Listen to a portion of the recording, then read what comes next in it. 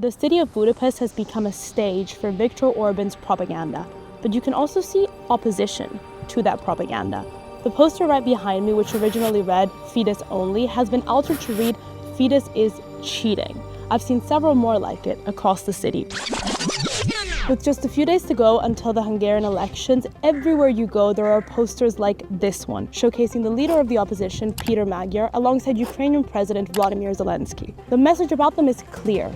They are a danger to Hungary and they must be stopped. How? By voting for Fidesz, Orban's party.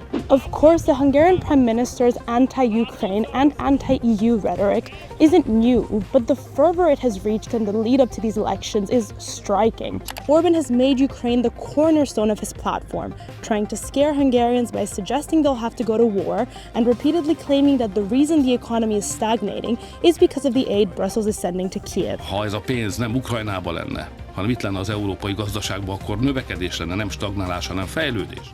The reality is that Hungary is consistently ranked as the most corrupt country in the EU, and that has actually costed a lot of its EU funding. That's right, because in spite of Viktor Orban's rhetoric, Hungary is actually one of the primary beneficiaries of EU investments. Between 2014 and 2024, Budapest received an average of 5.5 billion euros per year from the EU. Relative to the country's GDP, this is one of the highest amounts in the bloc. Since 2022, however, the EU has frozen some 21 billion euros in funds to Hungary. The reason? Concerns regarding corruption and the rule of law.